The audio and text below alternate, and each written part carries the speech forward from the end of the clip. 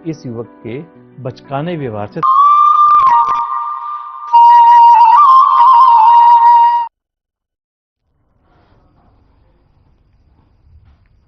नमस्कार, मैं हूं आपके साथ गौरव राजेंद्र। बुलेटिन की शुरुआत करते हैं। पूर्व प्रधानमंत्री अटल बिहारी वाजपेयी की जयंती पर आयोजित कार्यक्रम में सीएम पुष्कर सिंह धामी शामिल हुए और इस मौके पर 72 फीट ऊंचे राष्ट्रीय ध्वज स्तंभ स्मारक का सीएम धामी ने लोकार्पण किया और सीएम धामी ने वाजपेयी की जयंती पर माल्यार्पण कर उन्हें श्रद्धांजलि दी।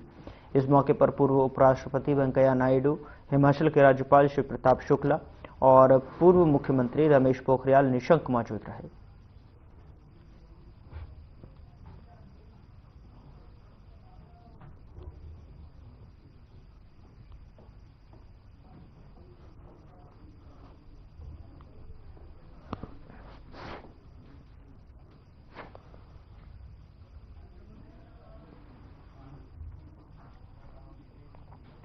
उधर भारतीय जनता पार्टी प्रदेश कार्यालय में अटल बिहारी वाजपेयी के जन्म शताब्दी का साल सुशासन के रूप में मनाया गया।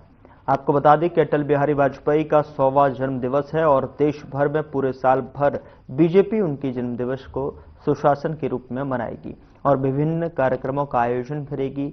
बीजेपी प्रदेश अध्यक्ष ने इस अवसर पर कहा कि उत्तराखंड राज्य अटल बिहारी वाजपेयी की ही देन है और इसलिए उनको याद करना उत्तराखंड के लिए खास महत्व रखता है। उन्हीं के विचारों का अनुसरण करके बीजेपी का आम कार्यकर्ता अपने अपने क्षेत्रों से विकास में सहयोग प्रदान करता है और सुशासन की ओर अपना योगदान देता है।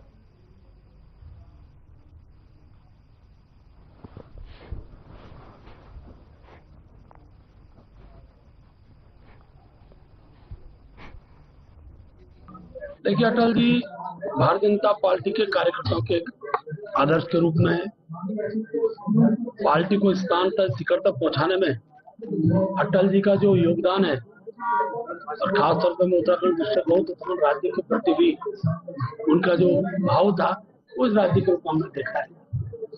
आज पूरे देश के अंदर अटल जी की जन्म शताब्दी वर्ष का प्रारंभ हुआ है।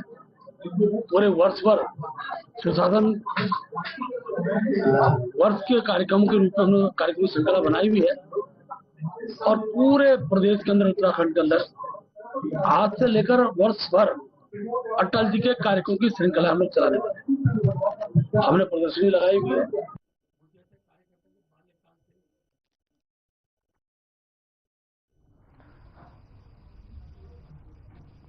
क्रिसमस के त्योहार को लेकर उत्तराखंड में खूब जश्न का माहौल देखने को मिल रहा है। खासकर राजधानी देहरादून के तमाम गिरजाघरों में सुबह के समय से ही क्रिसमस मनाने लोग पहुंच रहे हैं और एक दूसरे के साथ क्रिसमस के पर्व को सेलिब्रेट कर रहे हैं।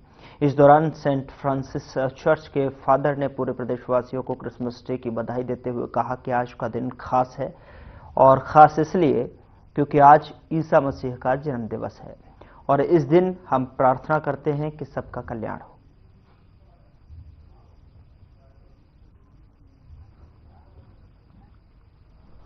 सर्वप्रथम मैं पूरा देशवासियों को और विशेष रूप से देहरादून के देशवासियों को मैं प्रभु यीशु का जन्म दिवस के शुभ अवसर पर हार्दिक शुभकामनाएं एंड विश यू ऑल अ मेरी क्रिसमस। बालक यीशु आप सबों को अपने आशीष से कृपा से भरपूर करें। उधर 25 दिसंबर को पूरे विश्व में ईसा मसीह का जन्मदिन बड़े ही धूमधाम से मनाया जा रहा है। वहीं विकासनगर के चर्च में भी प्रभु ईसा मसीह का जन्मदिन बड़े ही धूमधाम से मनाया गया। विकासनगर में यीशु मसीह को याद करते हुए ईश्वर से प्रार्थना की गई और ईसाई धर्म के अनुयायियों ने बाजार में जुलूस निकाला और साथ ही चर्च प्रांगण में मेला भी लगाया।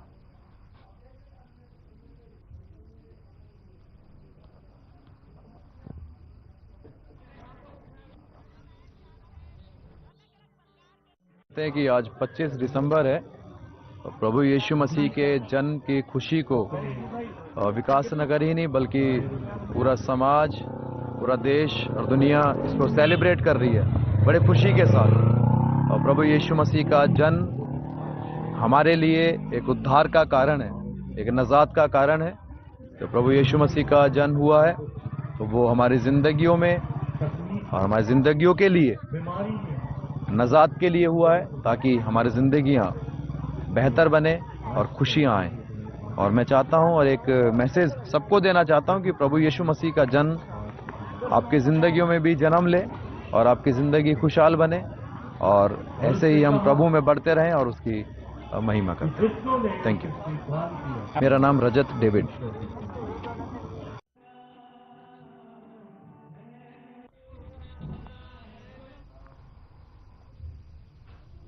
द सेपियंस स्कूल हरवर्टपुर ने 25 दिसंबर 2024 को अपने 8वें वार्षिकोत्सव का भव्य आयोजन किया। स्कूल के इस वर्ष का शीर्षक था वैविध्य, जो कि विद्यालय के मूल आदर्शों को प्रकट करता है।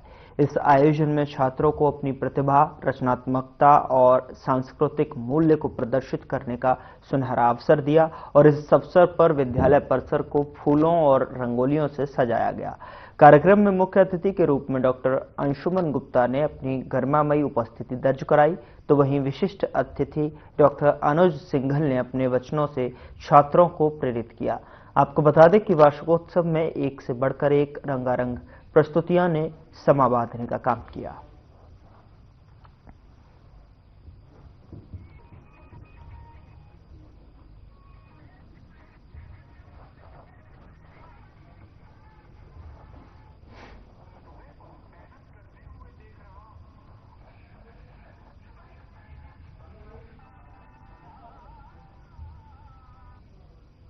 ये जो एनुअल फंक्शन है, ये हमने नवंबर में तय किया था कि हम इसको 28 दिसंबर को लेंगे, लेकिन मौसम की कुछ इंक्लीमेंट वेदर की इंफॉर्मेशन आ रही थी, तो हमने इसको प्रीपोन किया। तो खास बात यह है कि आज का जो भी कार्यक्रम हुआ, मैं उसके लिए अपनी टीम को बहुत अधिक थैंक्स कहना चाहूँगी कि उन्होंने प्रीपोन, जो कि ऑलमोस्ट 3-4 डेज हमने पहले लिया स्टिल, और ये डिसीजन भी हमने सिर्फ शनिवार को लिया था, तो स्टिल उन लोगों ने बहुत मेहनत की है। They burn out their night lamp light, और आई मस्ट से कि उन्होंने बहुत ज़्यादा मेहनत करके इस प्रोग्राम को आज सक्सेसफुल बनाया है, और इसका मैं पूरा क्रेडिट अपनी टीम को दूंगी।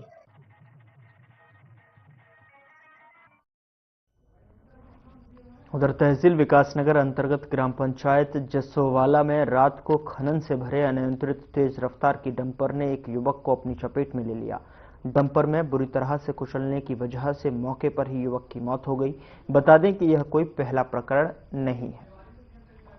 इससे पहले भी लगातार क्षेत्र में तेज रफ्तार वाहन रोजाना दुर्घटना कर रहे हैं, जिसमें बेकसूर मासूम लोगों को अपनी जान से हाथ धोना पड़ रहा है।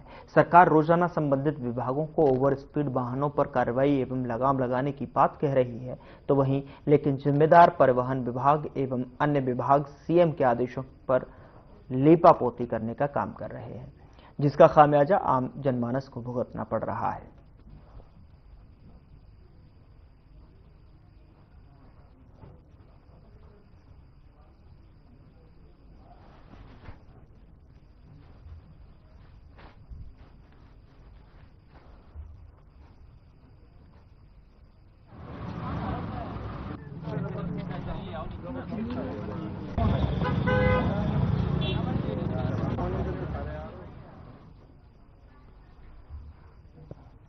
गांव डोबरी में कुछ वर्षों से पेयजल और पैदल मार्ग जैसी मूलभूत सुविधाओं के लिए जूझ रहे ग्रामीणों का आरोप है कि ऑल वेदर रोड निर्माण की कार्यदायी संस्था वर्ष 2017-18 में ऋषिकेश बद्रीनाथ राष्ट्रीय राजमार्ग NH 58 के चौड़ीकरण से उनके गांव को जोड़ने वाले दोनों पैदल मार्ग बुरी तरह क्षतिग्रस्त हो गए थे।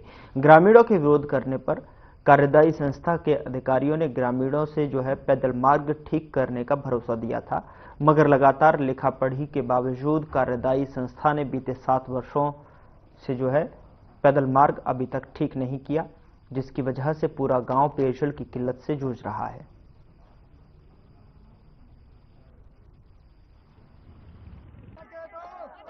हाईवे और जो ऑल वेदर रोड आई थी, ये गाँव का उत्तराखंड के विकास करने के लिए आई थी, परंतु इसके चलते ये देखिए रास्ते वो डैमेज होते जा रहे हैं। गांव वालों के लिए आने जाने की आवाजाही में बहुत ही दिक्कत का सामना करना पड़ रहा है। पहले तो पानी की किल्लत है और ढो के सर पे बोझा लेके पानी का ढुलान करना पड़ता है, सामान का ढुलान करना पड़ता है। उसके उसके ऊपर से ये ऐसे खराब रास्तों की मार, तो बहुत ही दुर्गति हमारे लोगों की जा रही है। और क्षेत्रीय विधायक से लगातार शिकायत करने के बाद भी जन सुनवाई नहीं हो रही है। मैं आपके चैनल के माध्यम से ये अनुरोध करती हूँ शासन प्रशासन से कि जल्द ही इनका जो रास्ता है वो बनाया जाए ताकि आवाजाही जो है सुगम हो सके। ये जो गुना की बात कर रहे हैं, तो ये तो ऐसा समस्या आ रखी यहाँ पे कि हम लोग मतलब कभी भी लुढ़क सकते हैं इस आवाजाही से। और मेरे सरकार से अनुरोध है कि जल्द से जल्द इसका निराकरण करें। जो हमारे खेत खलिहान भी तोड़ रखे हैं उसका भी उचित मुआवजा दें। और ये रास्ते जो पगडंडी तौर पे हम जा रहे हैं उसको व्यवस्थित बनाएं। और अगर नहीं बनाते हैं तो हम जन आंदोलन करने के लिए मजबूर और बाध्य होंगे सर। मैं चाहती हूँ कि हमारे गांव का जो रास्ता है वो सही ढंग से ठीक हो जाए। और जो बुजुर्ग लोग, हम तो माने सपोज की चले जाते हैं इस रास्ते से पानी लेकर, लेकिन जो 80-85 साल के बुजुर्ग लोग हैं वो नहीं चल पाती है इस रास्ते से, उन्हें बहुत दिक्कत होती है। उनके हाथ में 5 लीटर का एक डिब्बा रहता है, वो हैंडपंप से पानी लेकर आती है, उनको बहुत परेशानी होती है ऊपर जाने में। और जो स्कूल के मेरे 3 साल की बेटी है उसी रास्ते से लेके जाते हैं हम उनको, और बहुत परेशानी होती है उनको भी, और चल नहीं पाते हैं। और बच्चों को गोद में ऊपर लेके जाना पड़ता है। और मेरे जो सास ससुर है लोग हैं वो छोटे बच्चे को लेकर पहले सुबह ऊपर आते हैं, फिर पहले सुबह नीचे आते हैं, फिर ऊपर जाते हैं, उनको बहुत परेशानी होती है ऊपर चलने में। हम ये सुन रहे हैं कि जो अगर मतलब सरकार नहीं बनाती इस रास्ते को तो आंदोलन करें। हाँ, आंदोलन करने के लिए हम तैयार हैं, हम आएंगे सड़कों पर आंदोलन। उधर भीमताल में हुए भयानक बस हादसे पर मुख्यमंत्री पुष्कर सिंह धामी ने दुख बयां किया और सीएम धामी ने सोशल मीडिया पर कहा कि भीमताल के निकट बस के दुर्घटनाग्रस्त होने का समाचार अत्यंत दुखद है। स्थानीय प्रशासन को त्वरित राहत एवं बचाव कार्य के लिए निर्देशित किया गया है और बाबा केदार से सभी यात्रियों के सकुशल होने की कामना करता हूं। बता दें कि भीमताल में आज बड़ा हादसा हुआ है। अल्मोड़ा से हल्द्वानी आ रही रोडवेज बस भीमताल रानीबाग मोटरमार्ग के आमडाली के पास गहरी खाई में जा गिरी। इस बस में 27 लोग सवार थे। बस के खाई में गिरने से 27 लोग छिटक कर इधर उधर गिर पड़े। इस गंभीर हादसे में 4 लोगों की मौत की पुष्टि हुई है, जिनमें 2 महिलाएं, 1 पुरुष और 1 बच्चा शामिल है और कुछ लोग गंभीर घायल हैं।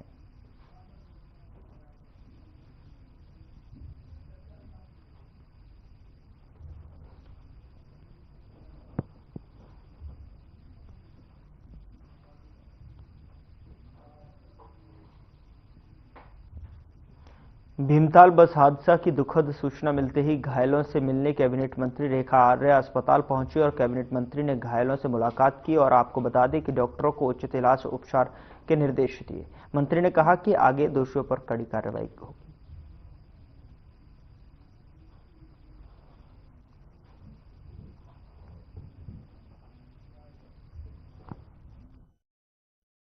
देखिए, आज जानकारी में आया है कि बहुत बड़ा बस हादसा जो है आज, मतलब हम लोग सोच भी नहीं सकते हैं कि ऐसा हादसा जो है हमें फिर देखने को मिलेगा। आज उस हादसे से आहत कुछ पेशेंट्स यहाँ पर सुशीला तिवारी में आए हैं, जिनको आज मैं देखने यहाँ पर पहुंची हुई हूँ। लगभग मेरी जानकारी के अनुसार मैं लगभग 10-12 लोगों से मुलाकात कर चुकी हूँ, जिसमें हमारी कुछ महिलाएं भी हैं, कुछ युवा बालिकाएं भी हैं, कुछ हमारे वरिष्ठजन भी है। किसी को हेड इंजरी है, किसी का फ्रैक्चर है, किसी का ब्रेन इंजरी है। तो इस प्रकार से इस हादसे ने लगभग सबको झकझोर कर रख दिया है। मेरी संवेदनाएं और सरकार की संवेदनाएं पूर्णतः उन पीड़ित परिवारों के साथ में है।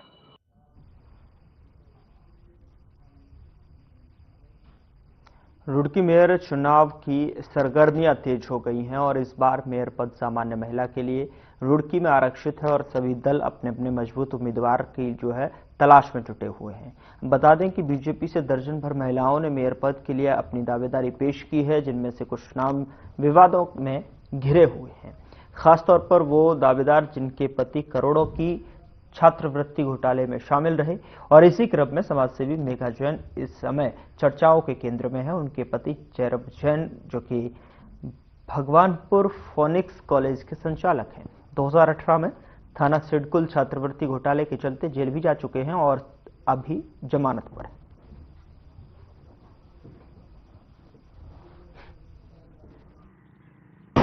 देखो, छवि साफ सुथरी छवि का आदमी हो तो ठीक है, वैसे तो बीजेपी का वहाँ वर्चस्व है, लेकिन अब ऐसे आदमी को टिकट देंगे? हमने सुना है इनके जो पति फोनिक्स कॉलेज चलाते हैं, घोटाले में भी शामिल हैं, कहीं बच्चों का वो खा गए हैं, क्या नाम, जो ये वो खा गए। अब ऐसे आदमी को बीजेपी टिकट देगी तो उसके लिए, अब मान लो इनको ऐसे पद पे जीत गए और ऐसे पद पे बैठ गए, तब ये क्या करेंगे? तब तो और ज्यादा जनता के लिए पैसा खा जाएंगे, घोटाला करेंगे, तो फिर कैसे बनेगा? ऐसे तो बहुत मुश्किल है।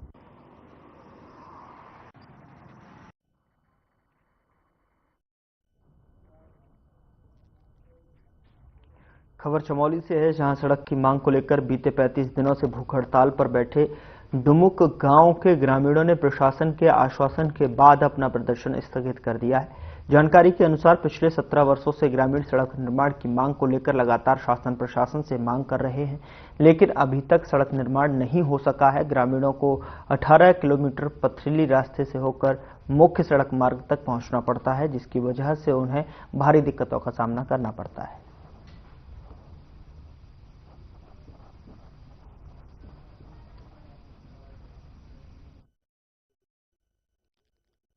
जैसे कि मतलब लगभग 36-37 दिन से डुमक कलरोड के जो ग्रामीण यहाँ पे सड़क के लिए बैठे हुए थे, तो आज मेरा भी सौभाग्यवश यहाँ पे भगवान की कृपा से यहाँ पे इनके बीच में आना हुआ।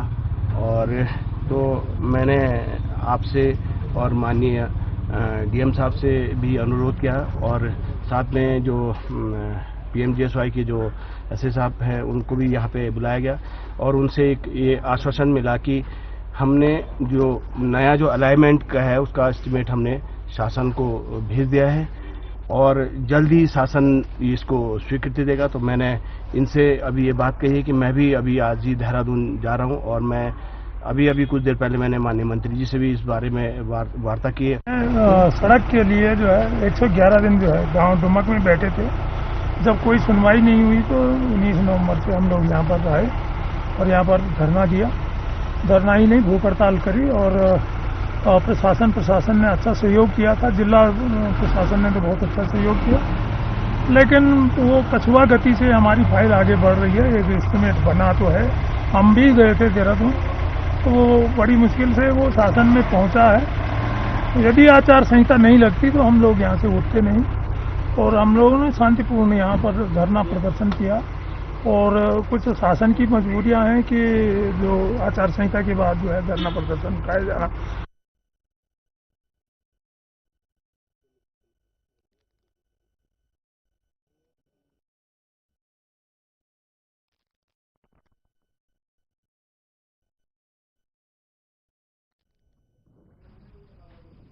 भारतीय किसान यूनियन तोमर के राष्ट्रीय अध्यक्ष गुरुकुल नारसन के नगला कोयल गांव पहुंचे, जहां लोगों ने फूलमालाएं पहनाकर उनका भव्य स्वागत किया। वहीं इस आयोजन में राष्ट्रीय अध्यक्ष संजीव तोमर ने भी शिरकत की और कहा कि भारतीय किसान यूनियन तोमर संगठन उत्तराखंड सहित देश के तमाम राज्यों में मजबूती और ईमानदारी से कार्य कर रहा है। और इसी के साथ राष्ट्रीय अध्यक्ष ने कहा कि हमारा संगठन गरीब मजदूरों और किसानों के साथ हमेशा कंधे से कंधा मिलाकर चल रहा है।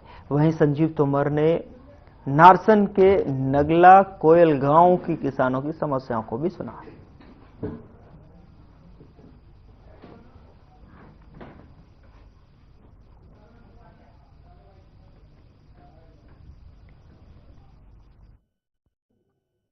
भारतीय किसान यूनियन तोमर 8 राज्यों में कार्य कर रही है, जो कि 8 साल से है। 8 साल से भारतीय किसान यूनियन तोमर 8 राज्यों में काम कर रही है, जिसमें निस्वार्थ काम कर रही है और सभी विभागों में बिना पैसे के कार्य हो रहा है, और आगे भी ऐसे ही करेगी। आने वाले देखिए, हमला क्या, किसान क्या हमला कर सकता है? किसान धरने प्रदर्शन कर सकता है, ये करता है। हमारा कृषि प्रधान देश है, यही किसान को छूट है। धरने प्रदर्शन करेंगे, अपनी बात मनवाएंगे। भारतीय किसान यूनियन तोमर आने वाले समय में ज़्यादा से ज़्यादा संख्या में लोगों से अपने साथ में लोगों को जोड़ेगी और जोड़ती रही है। 8 राज्यों में हमारा संगठन चल रहा है, और आने वाले पूरे ही भारत में भारतीय किसान यूनियन तोमर का जोरों शोरों से नाम होगा और कार्य होगा। आज भारतीय किसान यूनियन तोमर की यहाँ पर मीटिंग हुई है, और जो हमारे रविंदर भाई हैं उन्हें जो है संगठन में जिला सचिव की जिम्मेदारी दी गई है, और यहाँ पर सैकड़ों किसानों ने सभा में हिस्सा भी लिया है। और यहाँ पर जो है किसान जो मौजूद है उन्हें सभी ने बारी बारी अपनी समस्या भी बताई गई है और सभी को आश्वासन दिया गया है सबकी समस्याएं सुनकर उनका समाधान भी जल्द कराया जाएगा। और यहाँ पर आह्वान किया गया है कि भारतीय किसान यूनियन तोमर जल्द किसानों के बकाया भुगतान को लेकर, किसानों गन्ना रेट को लेकर और बढ़ती महंगाई को लेकर एक बड़ा प्रदर्शन जो है जिला हरिद्वार कलेक्ट्रेट पर करेगा। उत्तराखंड के अंदर खासकर अगर बात की ऐसा नहीं है कि भारतीय किसान यूनियन तोमर देखने को नहीं मिली है, क्योंकि भारतीय किसान यूनियन तोमर का भी कुछ दिन पहले ही जो इनका एससी लगता है यहाँ पर जो गुरुकुल नारसन केंद्र में आता है वहाँ पर प्रदर्शन किया है। किसानों ने जो है वहाँ के समस्याओं को लेकर बिजली विभाग की रुड़की में किया।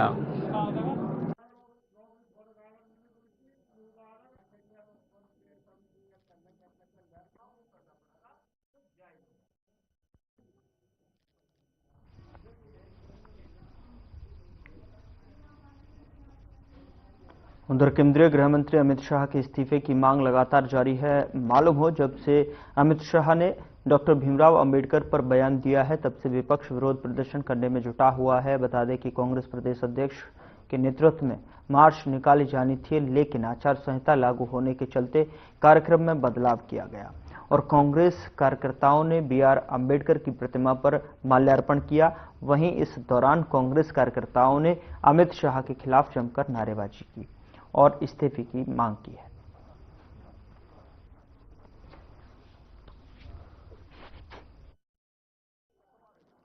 देखिए, कांग्रेस नहीं, सभी संगठन जो हैं, जो राजनीतिक रूप से, सामाजिक रूप से सक्रिय हैं, वो सभी उस बयान का विरोध कर रहे हैं। और जिन्होंने संविधान की रचना की और लोगों को उनके अधिकार प्रदान किए, उनको कर्तव्य भी बताए, ऐसे बाबा भीमराव अंबेडकर का अपमान सदन में जिस तरीके से हमारे होम मिनिस्टर ने किया है, निश्चित ही निंदनीय है। और सभी लोग उनके इस्तीफे की मांग करें, उनको इस्तीफा देना चाहिए और क्षमा मांगनी चाहिए, क्योंकि अगर भीमराव अंबेडकर जी वो संविधान नहीं लिखते तो शायद अमित शाह और नरेंद्र मोदी आज इन पदों में नहीं होते जहां वो आज बैठे हैं। और मुझे लगता है कि एक दंभ अमित शाह की भाषा में था, उनकी वाणी में था। उनके इस्तीफे की मांग हम लोग कर रहे हैं। क्रिसमस के मौके पर प्रदेश भर में चर्चों को सजाया गया और बच्चों को चॉकलेट वितरित की गई। वहीं कोटद्वार स्थित उत्तर भारत के सबसे बड़े चर्च को आकर्षक ढंग से सजाया गया और बिशप विसेंट को क्रिसमस की बधाई देने उत्तराखंड मदरसा शिक्षा परिषद के अध्यक्ष मुफ्ती शमून कासमी कोटद्वार स्थित कैथेड्रल चर्च पहुंचे और इस अवसर पर उन्होंने सभी देशवासियों को क्रिसमस की बधाई देते हुए कहा कि ये देश गंगा यमुना की तहजीब वाला मुल्क है, जहां सभी लोग आपसी भाईचारे के साथ रहते हैं। ईश्वर दूत हजरत ईसा अलैहिस्सलाम के जन्मदिन के उपलक्ष्य में मैं कोटद्वार मेरी हाजिरी हुई। यह आज शुभ दिन है, शुभ घड़ी है और मेरे मित्र हम लोगों ने मिलकर नेशनल कार्यक्रमों को आगे बढ़ाया। पल्स पोलियो से लेकर के जनसंख्या नियंत्रण और सेक्स सिलेक्शन के ऊपर जब 750 बच्चियां रह गई थी और 1000 बच्चे पैदा हो रहे थे, तो हमने उन तमाम कुप्रथाओं को मिलकर के, फादर विंसेंट आज बिशप हैं। एक ऐसा त्योहार है जो प्रेम का है, शांति का है, आनंद का है। यह ईश्वर और मानव के एक रिश्ते का एक त्योहार। तो यह रिश्ता जो है हमारी भाईचारा से बढ़ता है, पारिवारिक मिलन से बढ़ता है, सामाजिक प्रेम से बढ़ता है। तो वही संदेश है क्रिसमस का। तो उसी आधार पर आज मुझे बहुत अच्छा लगा, मेरा मित्र कासमी भाई आज यहाँ मिलने आया और हमारी इस खुशी को।